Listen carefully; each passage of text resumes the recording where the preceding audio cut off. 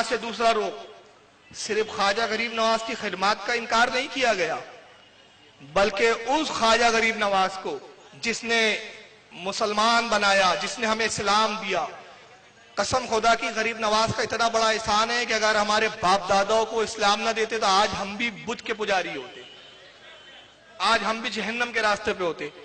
مگر معراج ربانی کی بولی میں وہ غریب نواز کیا ہے ذرا سنیے، یہ آپ کی بامبے کی سرزمین پر ہی انہوں نے بولا تھا۔ اب یہاں سے جو بیانات آئیں گے وہ بہت دل کو دکھانے والے ہیں، لیکن خدا را میں آپ سے ہاتھ جوڑ کے کہتا ہوں کہ خدا را آپ جذبات میں نہ سنیں، اس کو دل سے سنیں۔ میرا مقصد جذبات میں لا کے نعرے لگا کے خوش کرنا مقصد نہیں ہے، میں نعروں سے خوش نہیں ہوتا باخدا۔ یہ الگ بات ہے کہ آپ کے جذبات ہے کہ آپ نعرے لگاتے ہیں، اور نعرہ ہماری پہچان ہے ہمارے جذبات کی، لیکن بزرگوں نے کہا ہے کہ وہ قوم، اس قوم کو کبھی کوئی شکست نہیں دے سکتا جس قوم میں جوش ہو اور بزرگوں کا ہوش ہو۔ تو نوجوانوں، آپ کا مجھے جوش چاہیے اور بزرگوں کا ہوش چاہیے، انشاءاللہ ہماری قوم کو کوئی نہیں ہرا سکے گا۔ لیکن ابھی یہ دکھانے کا میرا مقصد، ہو سکتا ہے آپ بہت جذباتی ہو جائیں، آپ یہ سب گستاخیاں برداشت نہ کر سکے، لیکن میں دو باتیں عرض کروں گا۔ پہلی بات، یہ دکھانے کا مقصد یہ نہیں ہے کہ آپ کے جذبات کو ابھارنا اور آپ گالی بکیں اور گالی گلوچ کریں، یہ ہمارا شیوا نہیں ہے۔ بتانے کا مقصد یہ ہے کہ ان کے اصل چہرے کو دیکھو اور پرکھو کہ جو بزرگوں کو اس طرح گالیاں بکتے وہ مسلمان کا ہرگز نہیں ہو سکتے۔ ان فرقوں میں جانے سے بچو، ان سے پرہیز کرو، یہ میرا مقصد ہے اصل ہے کہ ان سے بچا جائے۔ دوسرا جو میں کہنا چاہتا ہوں وہ یہ کہ دکھانے کا ایک مقصد یہ بھی ہے ہمارا کہ ہم بھی اپنے آپ میں بیداری لائیں کہ ہم بھی علم سے آراستہ ہوں۔ اگر ہم علم سے دور رہیں گے تو یہ جاہل کچھ کا کچھ جو چاہیں گے وہ کہیں گے، اور یہ جو چاہیں گے اسلام کی غلط تفسیر بیان کریں گے۔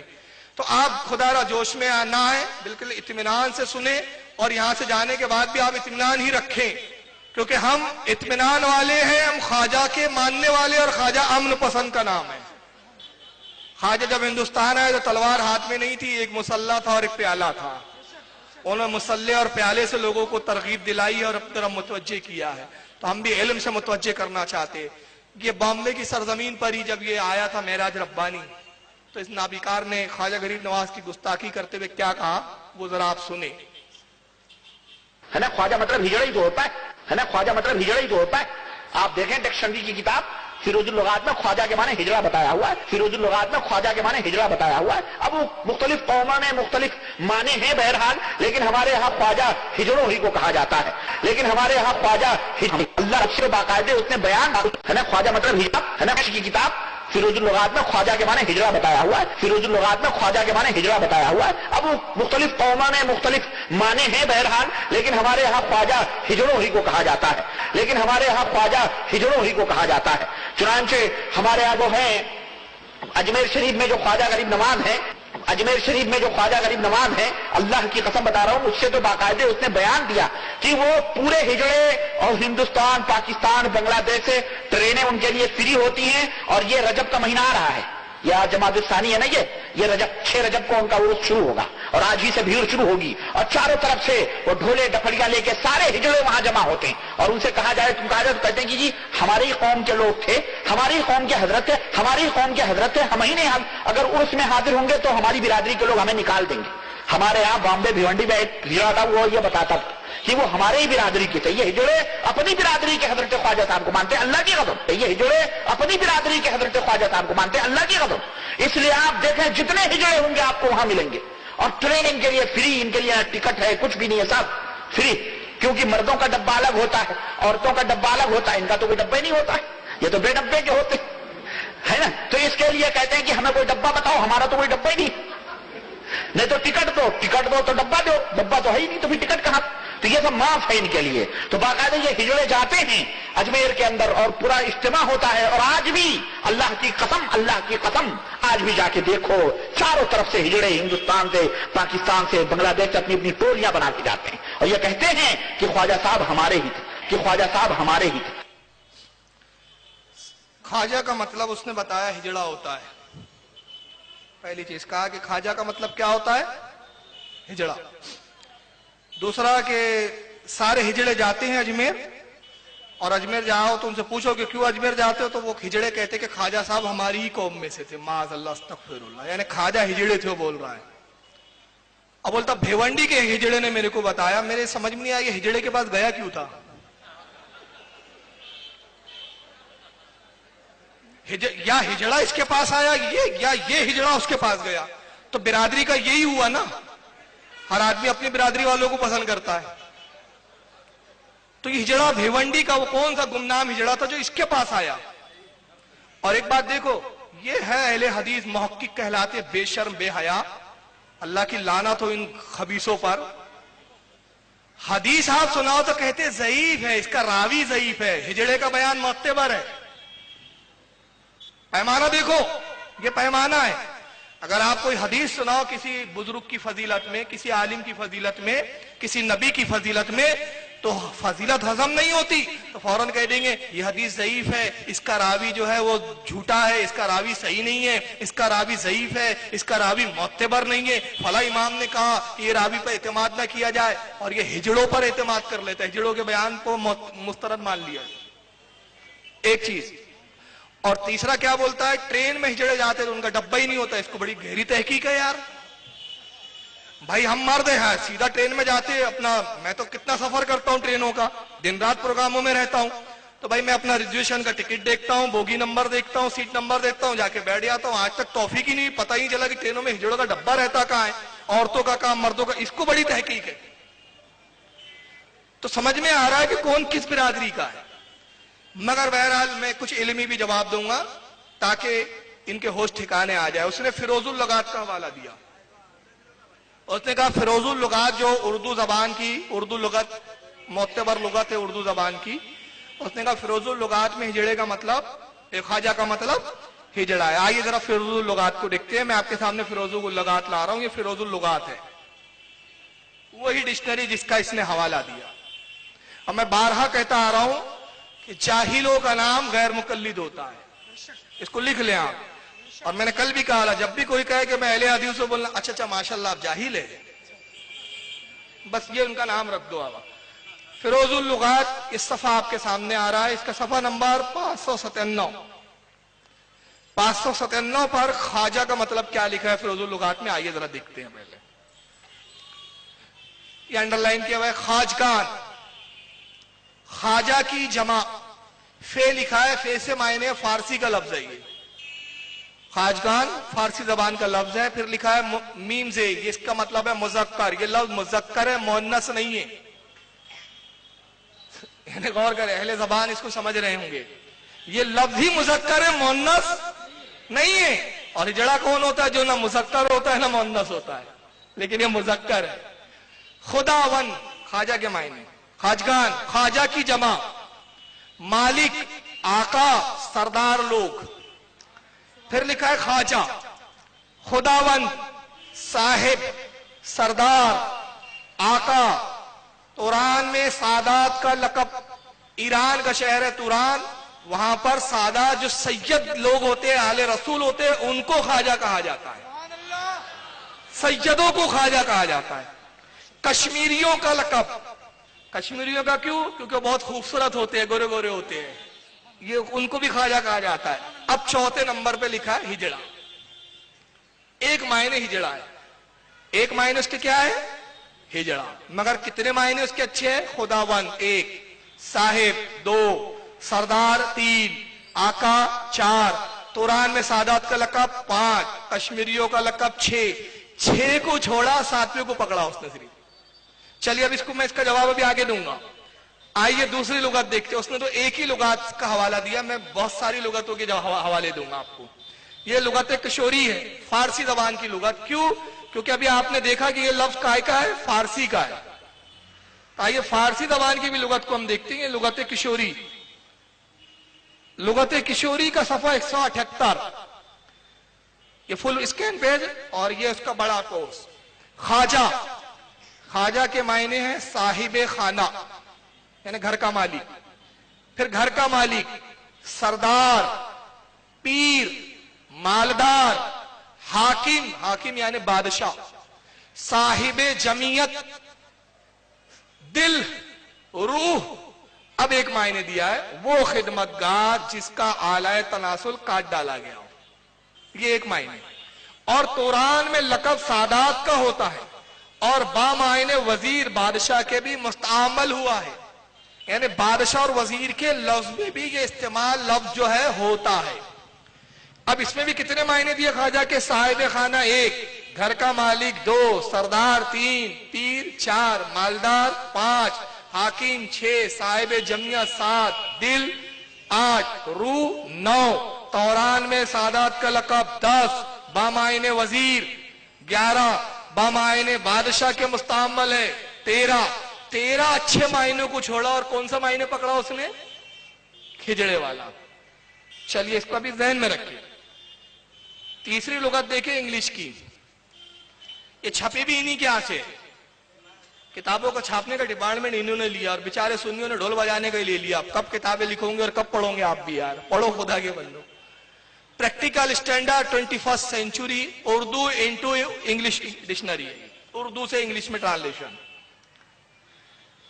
آئیے اس کے صفحہ نمبر 292 292 خواجہ کے معنی دیکھیں کیا لکھے. خواجہ ٹائٹل آف ریسپیکٹ، یعنی کہہ رہے ہیں کہ تعظیم کے لیے لقب کے طور پر یہ لفظ استعمال کیا جاتا ہے. تعظیماً یہ لفظ استعمال ہوتا ہے، توہین کے لیے نہیں، تذلیل کے لیے نہیں، بلکہ تعظیم کے لیے. Title of respect, master, lord, reach person, reach person یعنی بہت بڑا مالدار. لارڈ کہتے ہیں بادشاہ کو، ماسٹر یعنی جو بہت گریڈ ہوتا ہے، ٹائکون، بزنس میگنیٹ. یہ اردو تو انگلش ڈکشنری دیکھے آپ نے. اب یہ دوسری ڈکشنری اور دیکھیں، یہ بھی بہت پرانی ڈکشنری ہے. اس کا نام ہے دا اسٹوڈنٹ پریکٹیکل ڈکشنری. اس کے لکھنے والے غیر مسلم ہے، کوئی مسلمانوں نے نہیں لکھی، چھاپا بھی غیر مسلموں نے. اس کا بھی صفحہ 292 ہے. اس پہ دیکھیے خواجہ کے معنی کیا ہے. خواجہ a master, a man of a master of distinction, a rich merchant. اب اس کے بعد لکھا ہے خواجہ خضر. خضر تو نام ہے اور خضر علیہ السلام سے پہلے کیا دیا ہے؟ خواجہ خضر. نیم آف اے پروفیٹ، پیغمبر کا لقب. یہ پیغمبر کا بھی لقب ہے خواجہ، مگر طالب معراج ربانی صاحب کو یہ اچھے کوئی معنی نہیں ملے. کیا ملے اس میں؟ خواجہ. کیوں ملے اس کی وجہ بتاتا ہوں. ان کی اصل کہاں سے، ان کی اصل کہاں سے اب میں بتاتا ہوں تحقیق کے اور حوالوں کی روشنی میں. اللہ کے نبی صلی اللہ علیہ وسلم خطاب فرماتے ہیں، صحابہ اکرام بیٹھے ہیں اور سرکار کا کلام بڑا فصیح و بلیغ ہوتا تھا. سرکار صاحب کلام تھے، تو کلام جب بہت دشوار ہو جاتا صحابہ کے لیے، سمجھ میں نہیں آتا کچھ بات صحابہ کے، تو صحابہ کرام عرض کرتے رائینا یا رسول اللہ، اللہ کے رسول ہم پر رعایت کیجئے، ہم پہ رحم کیجئے.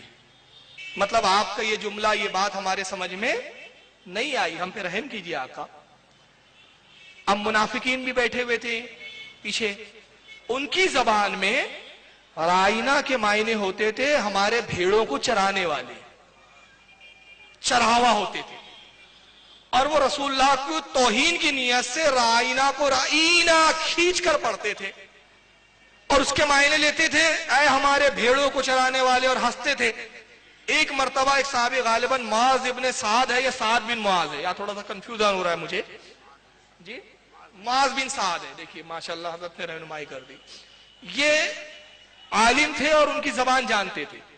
یہ کسی وقت تاخیر سے آئے، یہ پیچھے بیٹھے ہوئے تھے اور یہ منافق پیچھے بیٹھتے تھے، سامنے نہیں بیٹھتے تھے. اور صحابہ تو سامنے بیٹھنے کے لیے جستجو کرتے تھے کہ رسول اللہ کے چہرے زیبا کی زیارت کرتے رہے. یہ پیچھے، تو اب وہ اتفاق سے ان کو تاخیر ہو گئی کسی سبب سے، پیچھے بیٹھے. اب رسول اللہ نے جیسے کلام کیا تو انہوں نے بیچ میں، صحابہ نے کہا رائینا یا رسول اللہ، اللہ کے رسول ہم پہ رعایت کیجئے، تو انہوں نے بھی کھینچا رائینا یا محمد، اے محمد ہمارے بھیڑوں کو چرانے والے. صحابی تھے وہ، جلال آ گیا، تلوار کھینچی، نکالا، کہا مردودو میرے آقا کی گستاخی کرتے ہو، تمہارا سر قلم کر دوں گا میں. شور ہوا تو اللہ کے نبی نے فرمایا معاذ کیا بات ہے؟ عرض کہ یا رسول اللہ یہ توہین کرتے ہیں آپ کی. تو وہ منافقوں نے قسم کھانا شروع کر دیا. یہ جملہ یاد رکھے, منافقوں نے قسم کھانا شروع کر. ہمارا مقصد وہی نہیں ہے, ہم تو وہی بولتے جو آئے صحابہ اکرام تم کہتے ہو, جو نبی آپ کے ماننے والے کہتے ہیں ہم بھی وہی کہتے ہیں. ہمارا مقصد نہ توحید ہے, یہ خاموخواہ الزام لگا رہے. انہوں نے مطلب جھوٹ کہنا شروع کیا. قرآن عظیم کی آیت کریمہ نازل ہوئی, پارہ نمبر 1 سورہ بقرہ آیت 104 کی آیت نازل ہوتی ہے, یا ایھا الذین آمنوا لا تقولوا رعینا وقولوا انظرنا واسمعوا وللکافرین عذاب علیم. اے ایمان والو, آج سے رعینا نہ کہو بلکہ کیا کہو, انظرنا. اے اللہ کے نبی آپ ہم پر نظر کرم کیجئے. اور اس کے بعد کیا کہا, وَلِلْكَافِرِينَ عَذَابٌ عَلِيمٌ. اور کافر جو جھوٹے ہیں ان کے لیے دردناک عذاب ہے. تو رائنا کے ایک معنی کیا تھے, ہم پر رحم کیجئے, ہماری رعایت کیجئے. یہ معنی اچھے تھے, صحابہ جب استعمال کرتے تھے تو اچھی نیت سے کرتے تھے. اور یہی لفظ جب منافق استعمال کرتے تھے تو بری نیت سے کرتے تھے. تو جب مسلمان سنی صحابہ کی سنت ادا کرتے ہوئے معین الدین کو خواجہ کہتے ہیں تو اچھی نیت سے کہتے ہیں. مگر جب یہ منافقوں کی اولاد خواجہ بولتا ہے تو اس سے مراد ہجڑا لیتا ہے. بات سمجھ میں آ گئی کہ نسب نامہ چلا کہاں سے ہے, سلسلہ نسب ملتا کس سے ہے. تو اچھے سارے معنوں کو چھوڑا اور کس کو پکڑا اس نے, خواجہ. اور ایک بات بتاؤں میں, تحقیقی بات, وقت نہیں ہے ورنہ میں اس کی بہت مثالیں دیتا, صرف ایک مثال دے کے گزر جاؤں گا. ہماری زبان میں چاہے عربی زبان ہو, چاہے اردو یا فارسی ہو یا اور کوئی زبان ہو, ایک لفظ کے کئی معنی ہوتے, اچھے بھی ہوتے برے بھی ہوتے. مگر وہی لفظ جب کسی بزرگ شخصیت کی طرف اس کا انتساب کیا جاتا ہے یا ان سے منسوب ہوتا ہے تو وہاں اچھے لفظ مراد لی جاتے ہیں. اور وہی لفظ جب کسی برے کے لیے استعمال ہوتا ہے تو وہاں برے معنی لیے جاتے. شخصیت پر دار و مدار ہوتا ہے الفاظ کے معنوں کا. ایک مثال دے دوں, رسول اللہ کی سب سے چہیتی بیٹی کا نام کیا ہے بتائیے. سرکار کی سب سے چہیتی بیٹی کا نام کیا ہے بتاؤ, کون ہے؟ حضرت فاطمہ. اور فاطمہ کے لفظی معنی کیا ہوتے ہیں آپ کو معلوم, وہ عورت جو بچے کو دودھ نہ پلائے, یہ لفظی معنی. اب بتائیے آپ اپنی بیٹیوں کا نام, میری خود بیٹی کا الحمدللہ 2 بیٹیاں میری اور دونوں بیٹیوں کا نام فاطمہ ہے. ایک کا نام ہے شفا فاطمہ, ایک کا نام ہے ردا فاطمہ. آپ لوگ میں بھی سے بہت سب کی بچیوں کے نام فاطمہ ہے. تو آپ خدا را بتائیے جب آپ اپنی بیٹی کا نام فاطمہ رکھتے تو کیا یہ سوچ کے کہ وہ عورت جو دودھ نہ پلائے بچوں کو, نہیں, آپ کی مراد کیا ہوتی ہے, نبی کی بیٹی سے نسبت, ان کی کنیزی میں اس کا شمار ہو جائے تو بیڑا پار, یہ مراد ہوتی ہے نا. تو اچھی مراد لینا یہ اہل ایمان کا شیوا ہے, اور بری مراد لینا یہ منافقوں کا کردار ہے, اور یہ اسی سے ہے. اب آئیے دوسرا تصویر کرو, ان کو خواجہ غریب نواز کے آنکھ ہجڑے نظر آ گئے, علماء سے معذرت کے ساتھ جی, ان کو خواجہ غریب نواز کے ہجڑے نظر آ گئے. سعودی عرب میں بیٹھ کر اس کو اجمیر کی زمین پہ ہجڑے نظر آ گئے, بغل میں کتنے ہجڑے ناچ رہے وہ نظر نہیں آ رہے. آئیے ذرا سعودیہ کے کچھ ہجڑوں کی جھلک دکھا دوں میں آپ کو.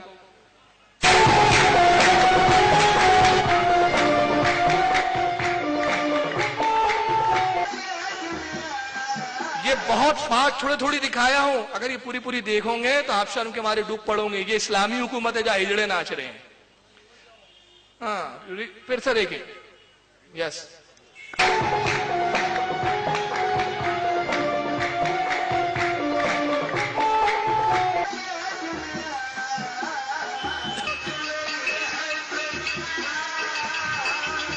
بڑا شوق ہے جو ان کو.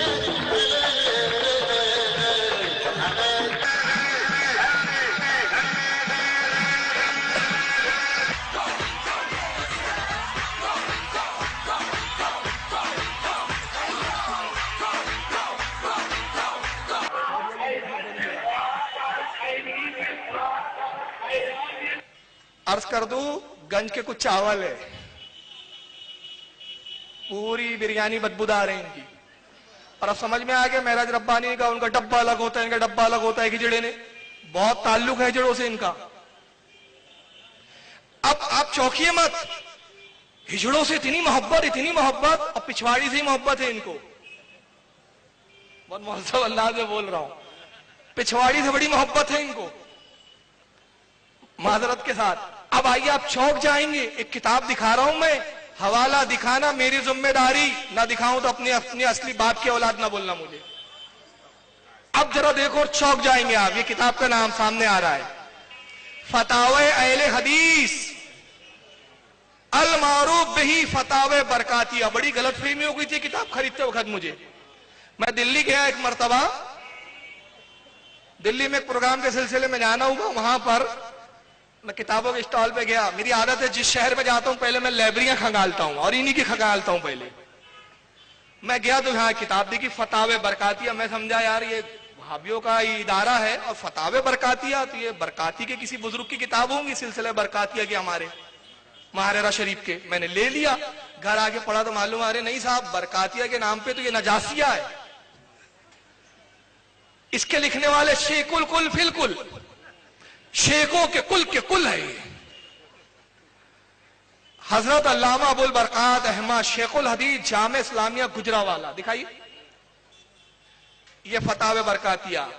یہ مر گئے اور مر کر مٹی میں مل گئے. ان کے شیخ الکل ہے, یہ غیر مقلد اہل حدیث کے, پاکستان میں تھے یہ. آئیے اس کا صفحہ نمبر دیکھیں, صفحہ نمبر 37, یہ پورا فل سکین پیج. اب آئیے ایک مسئلہ پوچھا جا رہا ہے ان سے, ابو البرکات صاحب سے. سوال نمبر 2, 2 سوال پوچھے گئے. سوال نمبر 2, کیا مخنث بریکٹ میں لکھا ہے ہجڑا امامت کرا سکتا ہے؟ کیا ہجڑا امام بن سکتا ہے؟ جواب, مخنث یعنی ہجڑا اگر سمجھدار ہو تو امام بن سکتا ہے, یعنی جماعت کرا سکتا ہے, صرف اپنے جیسے لوگوں کی. تو اب غیر مقلدوں سے گزارش ہے, ایک مسجد تعمیر کرو, اس کا نام رکھو ہجڑا مسجد.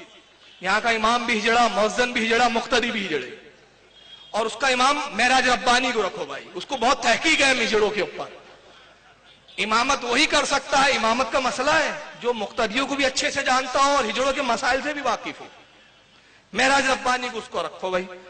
تو ان کیا ہجڑا امام بن سکتا ہے؟ سمجھ رہے؟ تو اگر خواجہ کے دربار میں کچھ ہجڑے جاتے ہیں تو اہل سنت اس سے بری, مگر تمہارے یہاں تو ہجڑے امام بنتے ہوئے نظر آ رہے ہیں بھائی. تم مقتدی کس کے ہو؟ تو اپنے بھی تو گریبان میں جھانکو پیارے ہو. اب آئیے